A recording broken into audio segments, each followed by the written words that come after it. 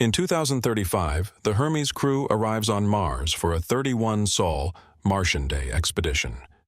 On day 18, they explore Acidalia planitia, where botanist Mark collects samples for chemical analysis.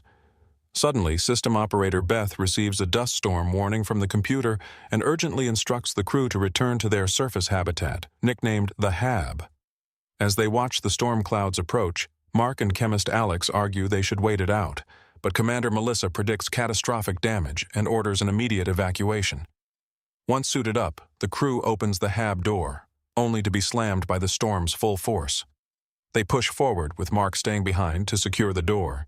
The storm threatens to topple their Mars Ascent Vehicle, MAV, and while Mark suggests anchoring it with cables and the rover, a satellite dish tears loose. The crew ducks, but Mark isn't fast enough. The dish strikes him, hurling him into the darkness.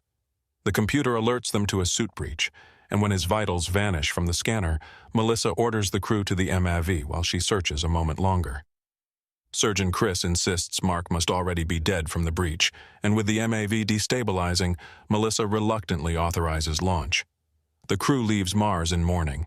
Back on Earth, NASA Administrator Teddy holds a press conference, announcing the crew's return, -1 astronaut. But on Mars, the storm passes. Mark awakens to his suit's oxygen alarm. A metal shard from the satellite dish had pierced his suit but also plugged the hole, saving him. After cutting the wire, he staggers back to the Hab, painfully removes the rod, leaving a fragment inside, and extracts it with forceps before sealing the wound. With communications down, he logs a video report in case he doesn't survive. The next manned mission won't arrive for 4 years. Far too long. As another storm rages outside, Mark rests, then grows restless.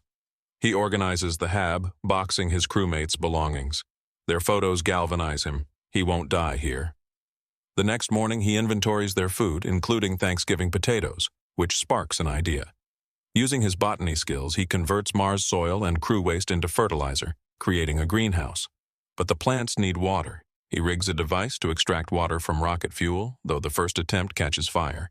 After recalibrating, he succeeds. Days pass. Mark tends the garden, repairs solar panels, and logs daily updates. On day 54, his plants sprout. Meanwhile, on Earth, Mars missions director Vincent urges Teddy to launch a rescue, but Teddy refuses, fearing public backlash over retrieving a corpse. Vincent counters, frame it as a recovery for the family. Soon, a satellite operator spots changes at the Hab. Teddy, Vincent, and media director Annie confirm Mark is alive. They debate the fallout, public outrage, crew guilt, and Teddy publicly acknowledges Mark's survival but withholds details. The crew remains unaware. By day 70, Mark plans long-term. The next mission will land 3,200 kilometers away. His rover's 35-kilometer range and 50-day trip are impossible until he scavenges parts to double its battery. A test run reveals another problem: the cold. He retrieves a plutonium-powered generator, risking radiation exposure, and installs it in the rover. On Earth, Vincent explains Mark's movements via satellite footage, suggesting he's heading to the landing site. Teddy reprimands him for premature promises and orders a supply probe, normally a 9-month project, done in 3. Mitch, the flight director, insists the crew be told, but Teddy refuses. Day 79. Mark harvests potatoes, replanting the small ones. Studying maps, he devises a communication fix. He drives to unearth the long-dead Pathfinder probe. Vincent, realizing his intent, rallies engineers to link their replica Pathfinder to Mark's. Soon, images transmit to Earth. Mark holds signs. "Can you see me?" NASA points the camera. Yes. Using alphanumeric charts, Mark and NASA establish rudimentary messaging.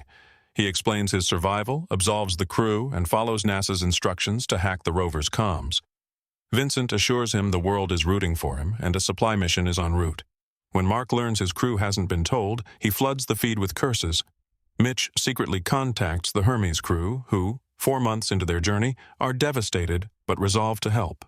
Day 128, Mark fumes over NASA's micromanagement. Among his emails is a university joke. Growing crops means he's colonized Mars. NASA requests a press photo. Annie is irked when Mark goofs off. Teddy posts it anyway, announcing the supply probe's launch in 9 months. Disaster strikes when an airlock explosion destroys the Hab's wall. Mark patches his suit but loses his crops. NASA recalculates his food lasts 200 days. They accelerate the probe and link him to Hermes for morale. The probe launches and explodes. China secretly offers a classified booster. Meanwhile, astrodynamicist Rich devises a slingshot plan. Hermes could loop Earth, intercept supplies, and return to Mars, adding 500 days to their mission. Teddy rejects it, but the crew, discovering the plan via Beth, votes unanimously to mutiny. Day 219, Mark modifies the rover for his journey. NASA and Chinese engineers collaborate clumsily on the booster. The Hermes crew says tearful goodbyes to families. Day 461. Mark departs the hab, charging the rover with solar panels. By day 517, NASA hits a snag. Hermes can't enter orbit without fuel shortages. The MAV must lose 5,000 kilograms. Seats, controls, even the nose, replaced by canvas. Mark's response? F. Day 560. The crew rehearses the rescue. Mark, now starving, leaves a note for future explorers. Take care of the rover. It saved me. Launch day. The canvas tears off mid-flight, depressurizing the MAV. Mark passes out. Hermes shuts down the booster, but the MAV is adrift. Mark wakes, ribs broken, and suggests using his suit's air as propulsion.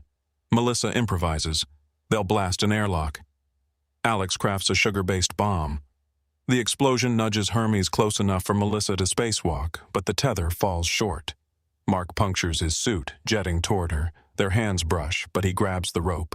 Reunited, the crew cheers. Earth erupts in celebration.